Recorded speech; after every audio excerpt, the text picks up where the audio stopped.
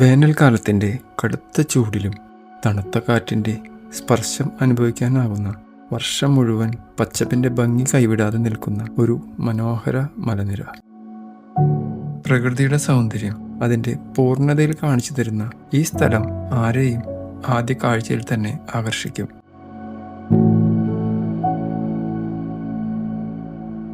ഇന്നത്തെ നമ്മുടെ യാത്ര ഒമാനിലെ ഏറ്റവും മനോഹര സ്ഥലങ്ങളിലൊന്നായ ജബൽ അക്തറിലേക്കാണ്.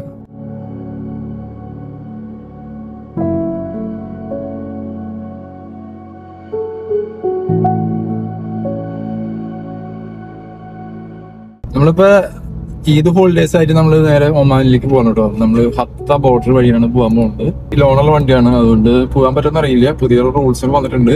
ലോണുള്ള വണ്ടികൾക്ക് പോകണമെങ്കിൽ NOC ലെറ്റർ വേണം. എന്തായാലും നമുക്ക് പോയി നോക്കാം. നമ്മളെല്ലാം സെറ്റപ്പ് ആയിട്ടാണ് പോണത്. അപ്പൊ എന്തായാലും ഹത്ത ബോർഡറിലേക്ക് പോയിട്ട് നമുക്ക് അവിടുത്തെ വിശേഷങ്ങൾ നമ്മൾ അപ്ഡേറ്റ് ചെയ്യാം. നേരെ മലിഹ റോട്ടിൽ കൂടെയാണ് പോണത്. സമയം ഏകദേശം 10 മണിയായിട്ടാണ്. അപ്പൊ എന്തായാലും അവിടെ സ്റ്റേ ചെയ്യാന്നുള്ള ഒരു പരിപാടിയായിട്ട് നമ്മൾ പോണത്. ഏകദേശം 3 ദിവസം നീണ്ടുനിൽക്കുന്ന ഒരു ട്രിപ്പാണ്. അപ്പൊ അങ്ങോട്ടേക്കുള്ള യാത്രയാണ്. തക്കരയ്ക്ക് വന്നിട്ടുണ്ട്. അപ്പൊ ഒരു ലോങ് ട്രിപ്പ് പ്ലാൻ ചെയ്ത് പോകാൻ പറ്റും നമുക്ക് പ്രതീക്ഷിക്കാം. നമ്മള് ഏകദേശം ഹത്തയിൽ എത്തിയിട്ടുണ്ട്. അപ്പൊ ഇവിടെ നമ്മൾ നേരെ ഹത്ത ബോർഡർ ക്രോസിന്റെ അവിടേക്കാണ് പോയിക്കൊണ്ടിരിക്കുന്നത്.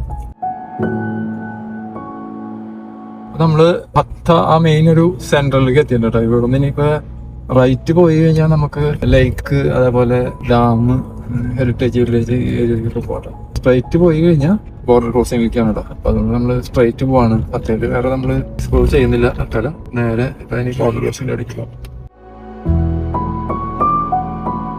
UAE സമ്മർ തുടങ്ങിയിട്ടും നമുക്ക് ഹത്തയിൽ ഒരുപാട് വെള്ളം കാണുന്നുണ്ട് കേട്ടോ. ആ ഒരു ഏരിയ മൊത്തം ഇങ്ങനെ വെള്ളത്തിൽ മുങ്ങി കിടക്കാണ്. കുട്ടികളും ഫാമിലിയൊക്കെ ആയിട്ട് പോയി നമുക്ക് ടൈം സ്പെൻഡ് ചെയ്യാൻ പറ്റിയ നല്ലൊരു സ്ഥലം കൂടിയാണ് കേട്ടോ ഹത്ത. നമ്മൾ മനസ്സിൽ വിചാരിച്ച പോലെ തന്നെ നമുക്ക് ഒമാൻ്റെ വിസ അടിച്ച് കിട്ടിട്ടോ. അപ്പോൾ UAE ബോർഡറിലായാലും പ്രശ്നമൊന്നും ഉണ്ടായിരുന്നില്ല. ഫാമിലി ആയതുകൊണ്ട് അവർ അലൗഡ് ചെയ്തു NOC ഇല്ലാണ്ട് തന്നെ. ബോർഡർ ക്രോസ് കഴിഞ്ഞപ്പോൾ തന്നെ നമുക്ക് കണ്ട ഫസ്റ്റ് പമ്പിൽ നിന്ന് നമ്മൾ ഫുൾ ടാങ്ക് പെട്രോൾ അടിച്ച് കഴിഞ്ഞിട്ട് നമ്മുടെ യാത്ര നമ്മൾ കണ്ടിന്യൂ ചെയ്യണം കേട്ടോ. 229 പൈസയാണ് ഒമാനിലെ പെട്രോളിൻ്റെ ചാർജ് വരുന്നത്. അത് ഏകദേശം 2 ദിർഹംസ് 29 ഫിൽസാണ്. ഇനിയും നമുക്ക് 425 കിലോമീറ്ററും കൂടി ട്രാവൽ ചെയ്യണം കേട്ടോ ജബൽ അക്തറിലേക്ക് എത്താൻ വേണ്ടിയിട്ട്. അത് ഏകദേശം ഒരു 5 മണിക്കൂറാണ് ഗൂഗിൾ മാപ്പിൽ കാണിക്കുന്നത്. നല്ല റോഡാണ്, നല്ലൊരു വൈബാണ് നമ്മൾ ഒമാനിൽ കടക്കുമ്പോൾ തന്നെ. സമയം ഏകദേശം ഉച്ചയാവാറായിട്ടോ. അതുകൊണ്ട് തന്നെ നമ്മൾ അടുത്ത് കണ്ടൊരു പമ്പിൻ്റെ അവിടെ വണ്ടി പാർക്ക് ചെയ്തിട്ട് നമ്മൾ ഫുഡ് കഴിക്കാൻ പോകണം കേട്ടോ. ഉച്ചത്തെ ഫുഡ് നമ്മൾ കൊണ്ടുവന്നിട്ടുണ്ടായിരുന്നു. അപ്പോൾ നമ്മളത് ഷെയർ ചെയ്ത് കഴിക്കാൻ പോകണം കേട്ടോ. ഒമാനിൽ മൊത്തത്തിൽ 2 ദിവസം അവധിയാണ് കേട്ടോ. അതുകൊണ്ട് നമുക്ക് ഈ കാണുന്ന കടകളിലൊന്നും ആരും കാണാൻ പറ്റുന്നുണ്ടായില്ല. നമുക്കൊരു സിമ്മ് പോലും എടുക്കാൻ പറ്റില്ല, എല്ലാം അടവാണ്. ദുബായിൽ നിന്ന് ഒമാനിലേക്ക് പോകുമ്പോൾ നമുക്ക് ഹത്ത വഴിയും പോവാം, അതേപോലെ അലൈൻ വഴി നമുക്ക് പോവാം കേട്ടോ. നമ്മൾ പോകുന്നത് ഹത്ത വഴിയാണ്. അതാണ് കുറച്ചും കൂടി നല്ല വലിയൊരു റോഡ് നമുക്ക് കിട്ടുന്നത്. അതുകൊണ്ടാണ് നമ്മൾ ആ ഒരു ഹത്ത റോഡ് നമ്മൾ ചൂസ് ചെയ്തിട്ടോ. ഷിനാസ് സോഹാർ കൂടിയാണ് കേട്ടോ. നമ്മളിപ്പോൾ നേരെ മസ്കറ്റ് വഴി നേരെ ജബൽ അക്തറിലേക്ക് പോകുന്നത്. നമ്മൾ പോണ വഴിക്ക് കണ്ടൊരു സൂപ്പർ മാർക്കറ്റാണ് കേട്ടോ. അപ്പൊ ഇവിടെ ഓപ്പൺ ആയിട്ട് കണ്ടപ്പോൾ നമ്മൾ ഇറങ്ങി നോക്കിയതാണ്. ഇതിന് എന്തെങ്കിലും സിം എടുക്കാനോ അല്ലെങ്കിൽ വേറെ എന്തെങ്കിലും തണുത്ത എന്തെങ്കിലും വാങ്ങിക്കാന്ന് വിചാരിച്ചിട്ട്. കാസർഗോഡത്തെ ഒരു ചേട്ടന്റെ സൂപ്പർ മാർക്കറ്റാണ്. നമ്മളിങ്ങനെ പോയിക്കൊണ്ടിരിക്കുകയാണ് കേട്ടോ. ഇനിയും ഒരുപാട് ദൂരം പോകാനുണ്ട്. നമ്മളിപ്പോ നേരെ പോണത് സോഹാറിലേക്കാണ് കേട്ടോ. സോഹാറിൽ നിന്നാണ് നമ്മൾ ഇനി കട്ട് ചെയ്ത് പോകാൻ പോണത്. അതിനുള്ള ഡ്രൈവ് എങ്ങനെയുണ്ടോ മാനിക്കോട്ടുള്ളത്? റോഡ് നല്ല റോഡല്ലേ?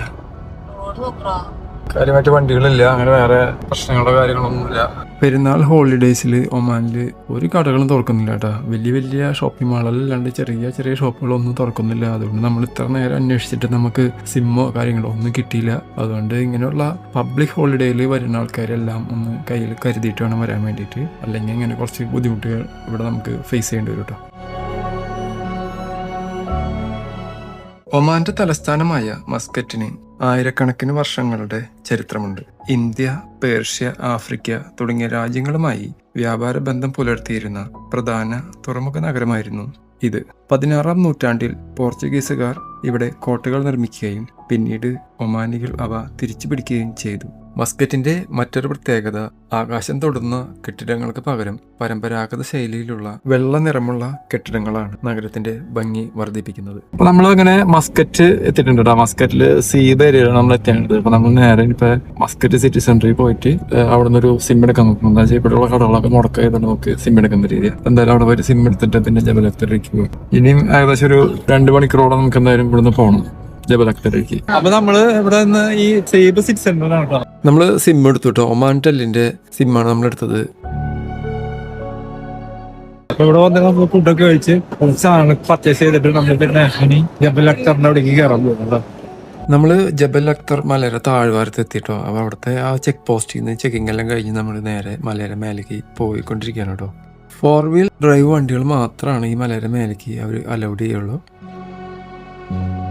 മലയടിവാരത്ത് നിന്ന് യാത്ര തുടങ്ങുമ്പോൾ മുന്നിലേക്ക് നീളുന്ന റോഡും ചുറ്റുമുള്ള നിശബ്ദതയും നമ്മെ മറ്റൊരു ലോകത്തേക്ക് കൊണ്ടുപോകുന്നു.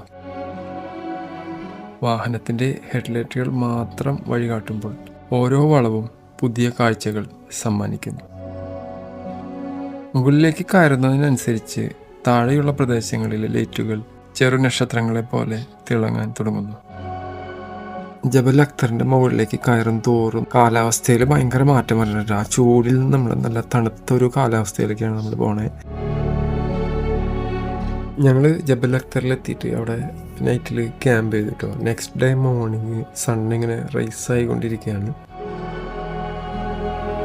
ജബൽ അക്തറിലെ സൺറൈസിന്റെ കുറച്ച് കാഴ്ചകൾ കണ്ടിട്ട് നമുക്ക് പോരാട്ടോ.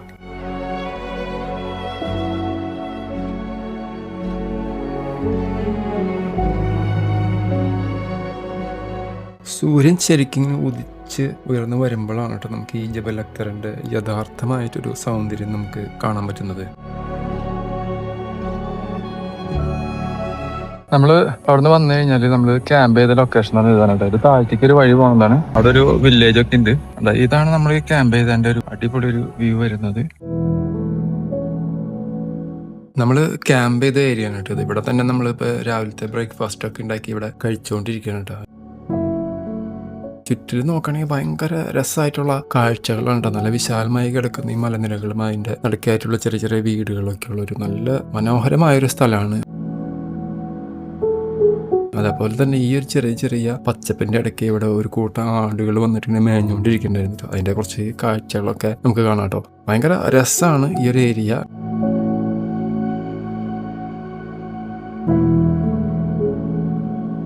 രാവിലെ നമ്മൾ എഴുന്നേറ്റിട്ടുള്ളൂ കേട്ടോ. ഇപ്പൊ സമ്മറായിട്ട് ഇവിടെ അങ്ങനെ അത്രയ്ക്ക് വലിയൊരു ചൂടൊന്നും നമുക്ക് തോന്നില്ല കേട്ടോ. നമുക്ക് കുഴപ്പമില്ല. നല്ലൊരു ഗ്രീൻ മൗണ്ടൻ ആണ് ജബൽ അക്തർ. നമുക്ക് ഇവിടെ നമ്മളിവിടെ ഒരു റൂം എടുത്തിട്ടുണ്ട്. എന്തായാലും അവിടെ പോയിട്ട് നമുക്കൊന്ന് ഫ്രഷ് ആയിട്ട് നമ്മുടെ ടൂർ ഇവിടുത്തെ ആരംഭിക്കാം കേട്ടോ. ഇന്ന് ഫുള്ള് നമ്മള് ജബൽ അക്തറിലാണ് എക്സ്പ്ലോർ ചെയ്യാൻ പോകുന്നത്. ഇന്ന് രാവിലെ വൈകുന്നേരം വരെ ഇവിടെയുള്ള മാക്സിമം കാഴ്ചകളൊക്കെ നമുക്ക് കാണാം കേട്ടോ. ഇതേപോലുള്ള ഒരുപാട് ചെടികളാണ് ഇവിടെ നമുക്ക് കാണാൻ പറ്റുന്നത് കേട്ടോ. അപ്പൊ പൂവൊക്കെ ഉണ്ടായിട്ടുണ്ട്. അത് ഭയങ്കര രസമാണ്. ഈ ഏരിയ മൊത്തം ഇങ്ങനെ നല്ല ഗ്രീനറി ആയിട്ട് നമുക്ക് കാണുന്നത്. ഗ്രീൻ മൗണ്ടൻ എന്നറിയപ്പെടുന്ന ജബൽ അക്തർ പ്രകൃതിയുടെ അനുഗ്രഹവും മനുഷ്യന്റെ കഠിനാധ്വാനവും ഒരുമിച്ച് സൃഷ്ടിച്ച ഒരു വിസ്മയമാണ്. ഉയരമുള്ള മലനിരകൾക്കിടയിൽ കണ്ണെത്താ ദൂരത്തോളം പരന്നു കിടക്കുന്ന പച്ചപ്പും പടവുകൾ പോലെ ക്രമീകരിച്ചിരിക്കുന്ന കൃഷിയിടങ്ങളും ഈ പ്രദേശത്തിന്റെ പ്രത്യേകതയാണ്.